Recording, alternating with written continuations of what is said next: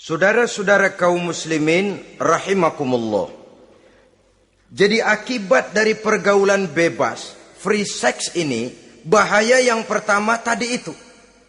Hilangnya ketentraman dalam hidup. Mungkin orang lain tidak tahu. Hansip nggak lihat. Orang tua bisa kita bohongin. Tapi ketentraman. Was-was. Apalagi kalau kita merasa bahwa ini akan menimbulkan satu akibat. Entah dalam bentuk nantinya terjadi kehamilan. Si laki-laki juga tidak tenang. Khawatir kalau nanti dituntut. Si perempuan juga setelah melakukan pergaulan bebas itu hilang ketentraman hidupnya. Apalagi kalau dia harus kehilangan sesuatu yang sangat berharga dalam kehidupannya. Kegadisan katakanlah, keperawanan katakanlah begitu. Sesuatu yang semestinya dijaga dan dijunjung tinggi. Tapi kadang-kadang memang cinta, inilah yang namanya cinta. Sehingga cinta itu katanya buta. Kalau sudah buta, apa saja terasa jadi indah, apa saja diserahkan. Akibatnya mahkota yang paling berharga sering hancur berantakan sebelum pada waktunya. Akhirnya ketentramannya hilang. Hidupnya gundah, gelisah. Pada mulanya memang dia tidak merasa cerah, segalanya menjanjikan dan menyanyikan keindahan. Tapi setelah proses pergaulan itu terjadi, dia kehilangan kegadisannya, si pemuda resah, si gadis pun gelisah. Apa yang dia tunggu? Jangan-jangan. Nah, jangan-jangan.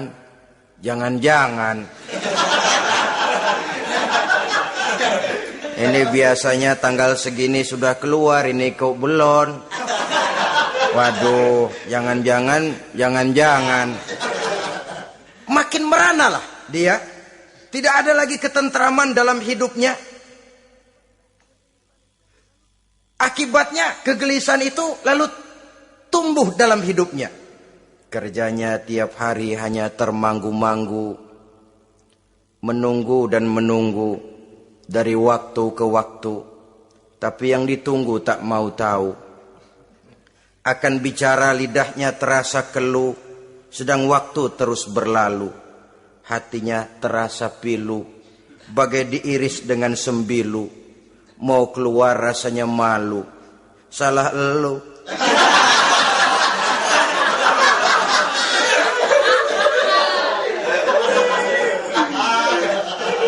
Iya toh? Salah elu. Ngapa nggak sabar nunggu pengulu?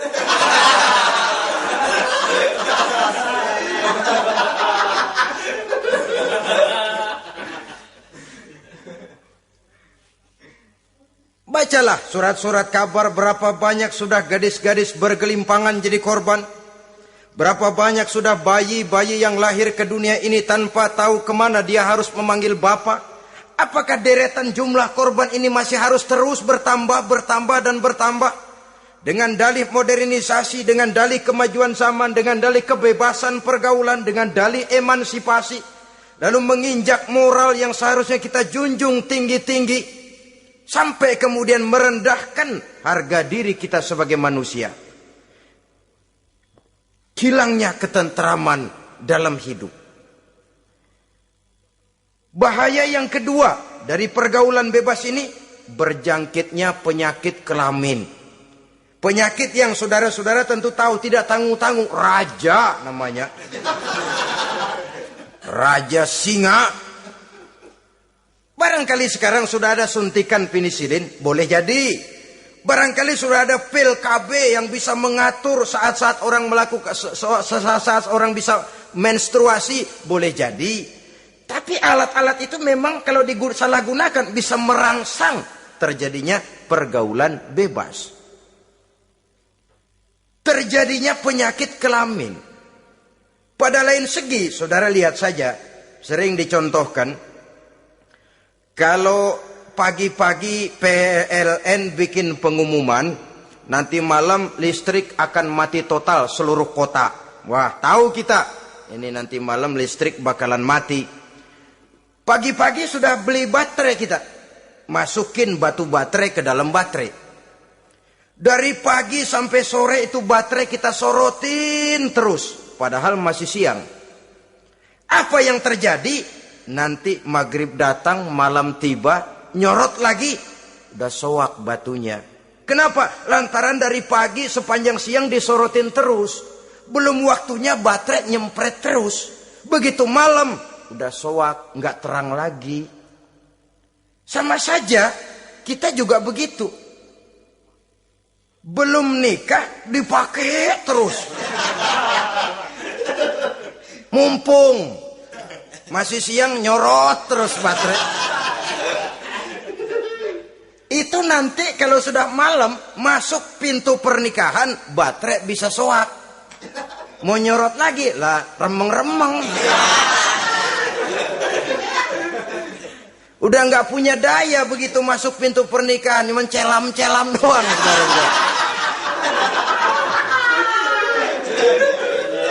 Kata orang-orang bisa assalamualaikum doang, nggak masuk, keluar lagi udah. Permisi doang. Saudara hadirin yang saya hormati, jadi itu juga termasuk satu jenis penyakit yang nantinya tentu akan merusak dan mengganggu keharmonisan hidup berumah tangga.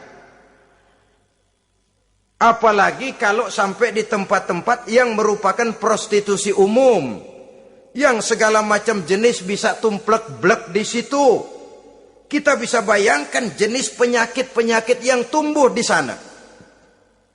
Jadi dengan demikian saudara-saudara, yang kedua bahaya dari free sex ini bisa menimbulkan penyakit kelamin. Yang ketiga, mengganggu kelangsungan keturunan. Apalah dosanya anak-anak kita kalau mereka harus terlahir dengan membawa penyakit yang diwariskan oleh orang tuanya? Sudah kita ini bersalah, kesalahan itu terus diteruskan oleh anak kita juga. Alangkah kejamnya kelangsungan daripada keturunan. Sehingga dengan demikian saudara-saudara, kalau Islam memberikan pintu legitimasi lewat aturan yang disebut pernikahan atau perkawinan, maka itu memang untuk kepentingan dari kemanfaatan manusia itu sendiri.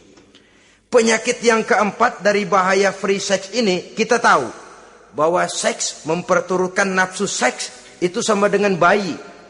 Bayi kalau nggak disapi, saudara-saudara, disapih ya, diberhentiin nyusu, itu sampai SMP SMA juga ngempeng terus dia. Kadang-kadang seorang ibu kan berat, aduh anak saya mau disapih, kasihan. Terus jangan disapi, sampai SMA masih ngempeng dia. Nafsu begitu, kalau diperturutkan, tidak diblokir, ya terus dan terus. Umumnya nggak ada orang yang nggak ketagihan kalau sudah melakukan hubungan seksual. Sehingga ada orang terlambat nikah, ketika ditanya bagaimana kamu nikah, nyesel kenapa? Kalau tahu enak dari dulu aja.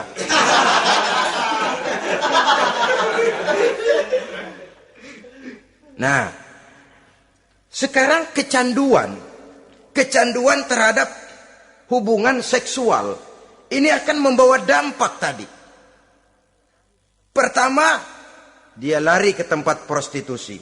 Kalau ada uang, andai kata pun dia kaya, ini jelas mengganggu ekonomi rumah tangganya. Setidaknya ekonomi keluarganya. Kalau dia tidak termasuk orang kaya, dia bisa melakukan perbuatan negatif. Sepatunya dia jual dulu, celananya digade dulu. Celana lu nih apalah gue ngebut banget nih.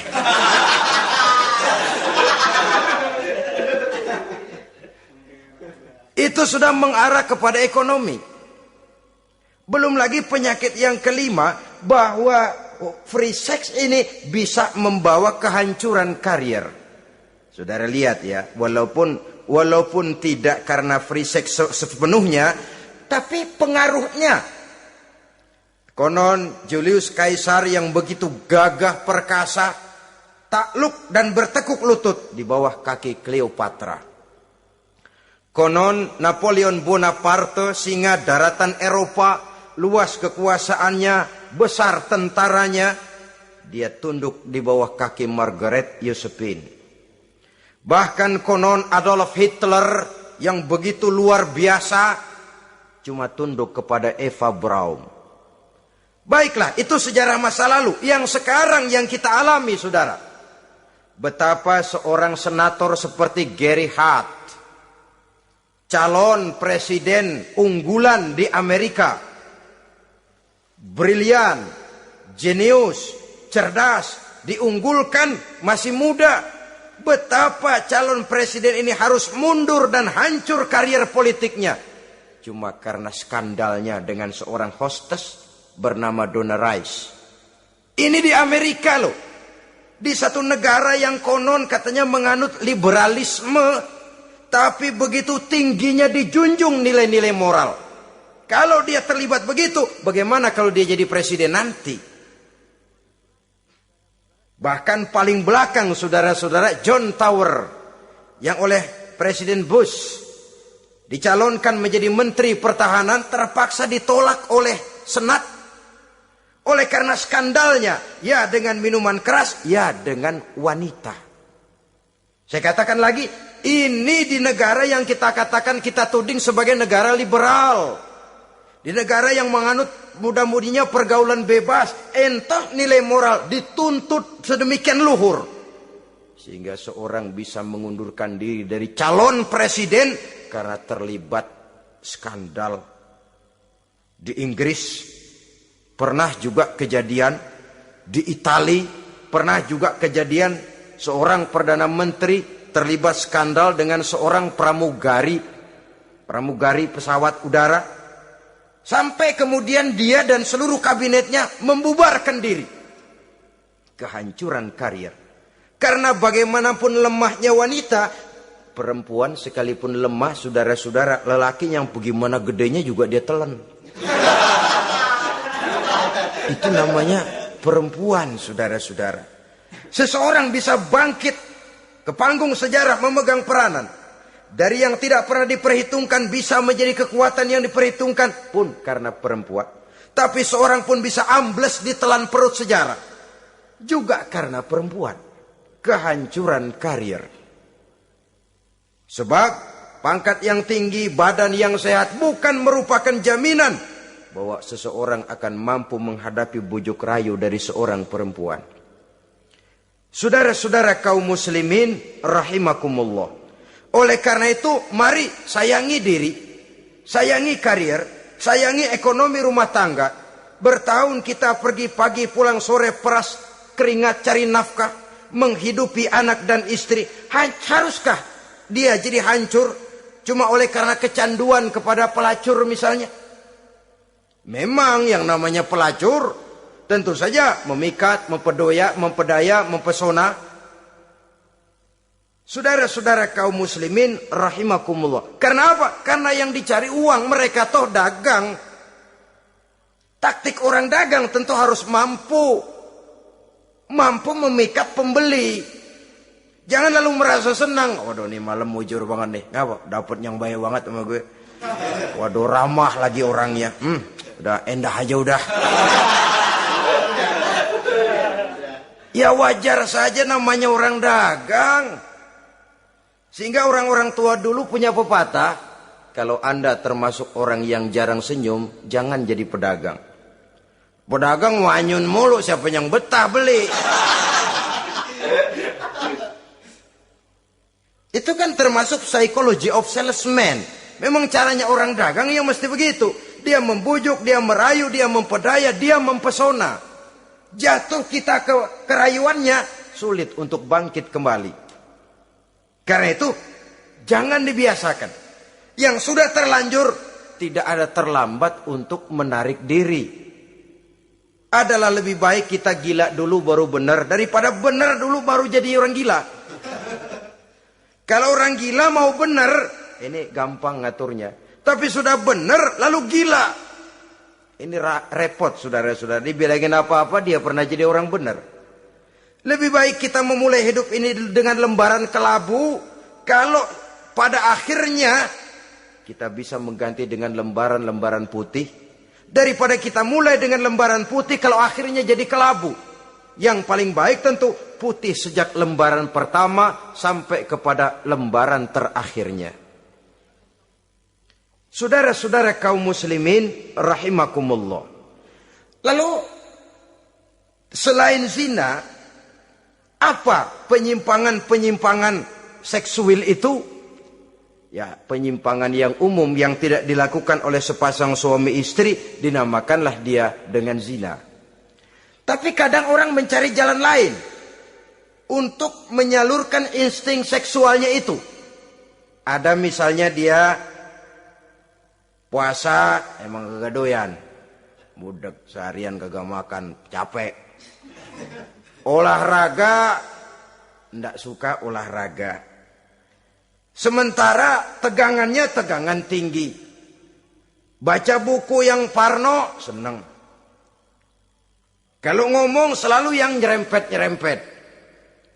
Akibatnya apa? Dia puasa tidak, olahraga tidak. Dia bisa jatuh kepada yang disebut onani atau masturbasi. Ada ulama mengharamkan ini, ada yang memakruhkan saja. Tapi bagaimanapun itu merupakan satu perbuatan dosa. Sungguh pun oleh ilmu kedokteran tidak dipandang sebagai sesuatu yang membahayakan barangkali. Tapi pada umumnya lalu lahir rasa minder, rasa rendah diri, dan masturbasi atau onani itu termasuk zina tangan. Ya walaupun dosanya tidak sebesar zina biasa, sebab jangan lupa mata bisa zina, zina mata yang memandang sesuatu yang haram. Tangan bisa zina, zina tangan termasuk onani. Hidung bisa zina, zina hidung, ya saudara lebih tahulah. Ini termasuk jenis penyimpangan. Atau kemudian ada lagi jenis lain. Seseorang yang menyalurkan insting seksualnya kepada makhluk sejenisnya. Laki-laki kepada laki-laki. Itu yang kita kenal dengan istilah homoseksual. Itu bukan barang baru itu. Di zaman Nabi Lut itu sudah terjadi dan mereka dikutuk oleh Allah Subhanahu wa taala. Homoseksual itu termasuk dosa besar. Sekarang ini orang malah menuntut dilindungi haknya. Sehingga kaum gay di Amerika itu pernah demonstrasi menuntut perlindungan hak. Bahkan mereka sudah tidak perlu sembunyi-sembunyi lagi, bahkan ada yang hidup berumah tangga. Ini ya terlepas dari penyakit kejiwaan yang memang harus disembuhkan dan perlu pengobatan khusus. Tapi homoseksual dilihat dari segi agama merupakan satu perbuatan yang berdosa. Dan dosanya besar. Atau perempuan dengan perempuan. Itu yang kita kenal dengan istilah lesbian. Kadang-kadang karena patah hati ngelihat laki bawaannya udah gedek aja udah. Tadinya kebangatan digombalin, kebangatan percaya penuh. Habis tuh rayuan 17 lapangan keluar semua. Akhirnya dia berhadapan dengan kenyataan yang membuat dia kecewa. Broken, benci kepada laki-laki. Ada yang bersimpati sesama jenisnya. Terjadilah pergaulan intim sesama perempuan. Itu yang kita kenal dengan istilah lesbian. Dan itu pun merupakan penyimpangan yang juga berdosa pelakunya itu. Dua. Ada penyimpangan lain yang disebut eksibisionisme.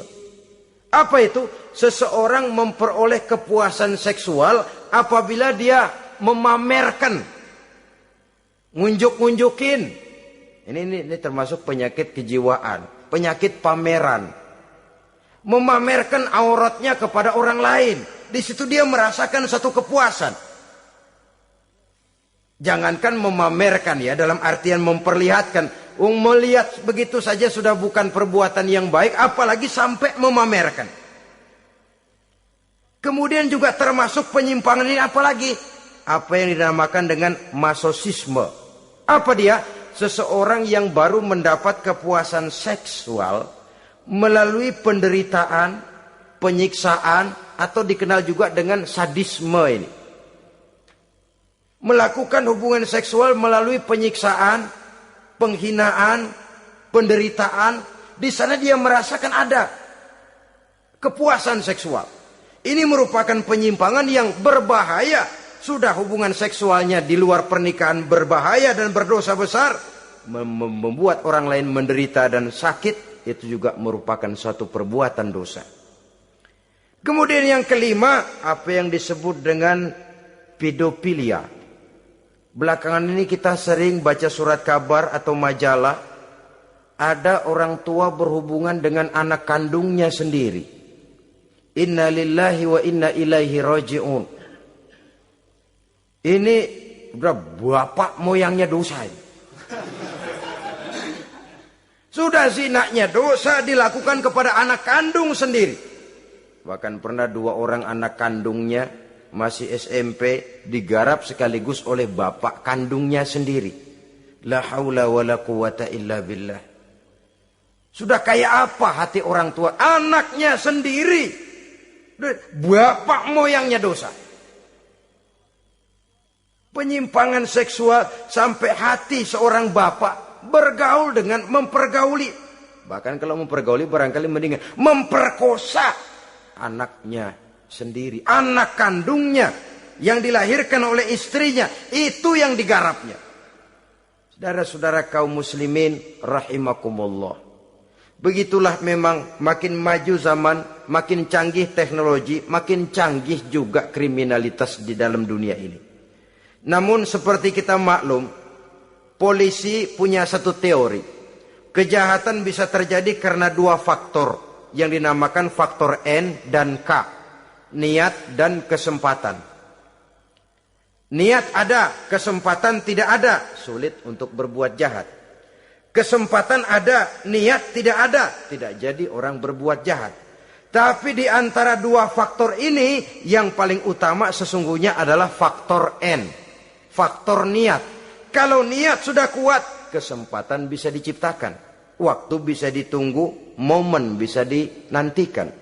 Tapi kalau niat yang tidak ada, bagaimanapun banyak kesempatan, kita tidak akan mungkin untuk bisa melakukan kejahatan karena faktor niat itu yang tidak ada. Oleh karena itu agama mengajarkan ala inna fil jasadi mudghah iza salahat salahal jasadu kulluh wa iza fasadat fasadal jasadu kulluh ala wa hiyal qalbu. Ketahuilah bahwa dalam tubuh manusia ada segumpal daging. Jikalau daging itu baik, seluruh tubuh akan menjadi baik. Jikalau daging itu rusak, seluruh tubuh akan menjadi rusak. Ala wahiyal qalbu, ketahuilah bahwa daging itu tidak lain adalah hati. Jadi kalau tubuh manusia ibarat satu kerajaan besar, yang menjadi raja adalah hati. Seluruh anggota badan yang lain merupakan prajurit yang hanya tunduk kepada komando sang hati. Bila hati baik, seluruh anggota tubuh dan panca indera akan menjadi baik. Tapi bila hati rusak, maka seluruh anggota tubuh akan melakukan kerusakan. Tangan akan melakukan kerusakan. Kaki akan berjalan ke tempat yang rusak. Lidah akan membicarakan yang rusak. Mata akan memandang yang rusak. Telinga akan mendengar yang rusak. Dan selanjutnya karena hati memang sudah kotor. Maka bicara soal hati artinya bicara soal niat. Bicara soal niat kaitannya erat dengan faktor keimanan. Oleh karena itu, di tengah kemajuan zaman, kesempatan bisa diciptakan. Yang jadi kendali dan kendala utama daripada kita terjerumus melakukan kejahatan, tidak lain adalah faktor iman adanya. Di kota-kota besar sekarang ini, apa yang tidak tersedia? Sejak dari minuman keras, sampai kepada perjudian, sampai kepada pelacuran, baik yang berterang-terangan maupun pelacuran-pelacuran yang terselubung dan terhormat. Sejak dari kelas koran sampai kelas hotel bintang 5, sejak dari kelas di pinggir lapangan sampai kelas di motel-motel mewah dan mahal, sejak dari kelas murahan sampai kelas super VIP dan lain sebagainya. Ini seluruhnya merupakan fasilitas kehidupan yang kita harus pandai memilah dan memilih dan punya filter dalam kehidupan. Allah Subhanahu wa taala memberikan pilihan. Alam naj'al lahu 'ainaini wa lisanan wa syafatain wa hadainahu najdain. Bukankah kami ciptakan bagi manusia itu dua mata, satu lidah, dua bibir. Wa hadainahu najdain, dan kami berikan mereka petunjuk dengan dua jalan. Manusia, ini jalan kanan, ini jalan kiri. Jalan kanan kau tempuh akan sampai ke surga. Jalan kiri kau tempuh akan sampai ke neraka. Sementara jalan ke kanan memang menanjak, banyak onak dan duri. Sementara jalan ke kiri memang kelihatannya menurun, bertabur bunga di kanan kirinya, harum dan mewangi. Falak tahamal aqabah. Kenapa kamu tidak mau menempuh jalan yang menanjak? Ini kecenderungan manusia. Ngapain nanjak, capek. Ini aja yang turun nih nggak pakai bertenaga. Ngapain kawin, repot lah pakai nyari nafkah, pakai kerja, ntar punya anak ribet lah, sama juga.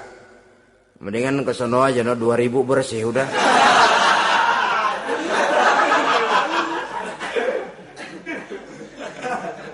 Falak tahammal aqabah. Mengapa kamu tidak mau menempuh jalan yang nampaknya menanjak ini, padahal di ujungnya menanti pancaran sinar kebahagiaan? Kau turuni jalan yang kelihatannya menurun ini, padahal di bawahnya menunggu jurang kehancuran yang sangat teramat dalam. Saudara-saudara kaum muslimin rahimakumullah. Dengan demikian, apabila Islam melarang manusia dengan larangan yang keras, jangan terjebak dalam pergaulan bebas, jangan berendam di dalam free sex, sesungguhnya adalah untuk kepentingan daripada manusia itu sendiri. Untuk martabatnya sebagai makhluk yang mulia tetap terjaga, ketenangan dan ketentraman hidupnya tetap terpelihara, jauh dari segala macam penyakit kelamin yang bisa membahayakan dirinya dan keturunannya, membawa kemantapan dan kemapanan di dalam ekonomi, dan juga jenjang karier yang dititinya, jenjang karier yang ditempuhnya. Taruh kata tidak menanjak, tapi juga tidak menurun. Sekurangnya dia bisa mempertahankan apa yang sudah diperolehnya itu. Ad-dunya mata' wa khairu mata'iha al-mar'atus salihah.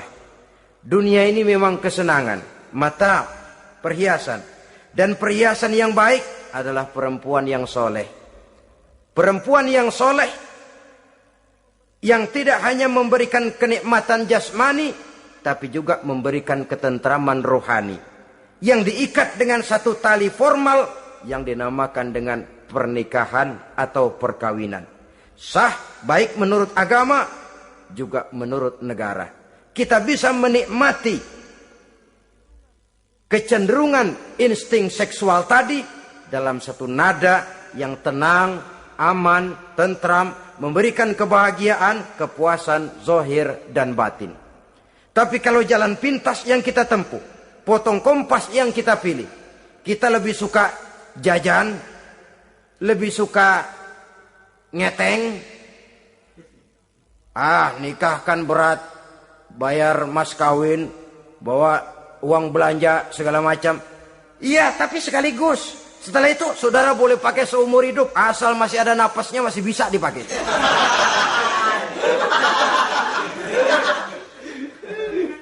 Tapi apabila potong kompas tadi, jajan yang kita tempuh kelihatannya memang ringan, 2000, ya mendingan dikit 5-10 ribu. Atau kalau sudah kelas VIP bisa ratusan bahkan jutaan. Sekali, 2 kali, 3 kali. Kalau dihitung-hitung bangkrut nggak karu-karuan gitu. Maka agama ini diturunkan untuk kepentingan manusia, guna membawa kebahagiaan hidup sejak dari dunia sampai ke akhirat. Kepada adik-adik remaja, para pemuda, jika sudah mampu memberikan nafkah, laksanakanlah pernikahan atau perkawinan. Jika belum mampu, maka jauhilah hal-hal yang dapat menimbulkan rangsangan seksual. Boleh dengan jalan berpuasa, memperbanyak olahraga, menggiatkan studi-studi klub, diskusi dan sebagainya. sehingga kita selamat dari arus pergaulan bebas yang akan merendahkan martabat kita sebagai manusia. Inilah yang kita bicarakan pada pertemuan kali ini. Terima kasih atas segala perhatian. Mohon maaf atas segala kekurangan. Usikum wa nafsi bitaqwallah. Wassalamualaikum warahmatullahi wabarakatuh.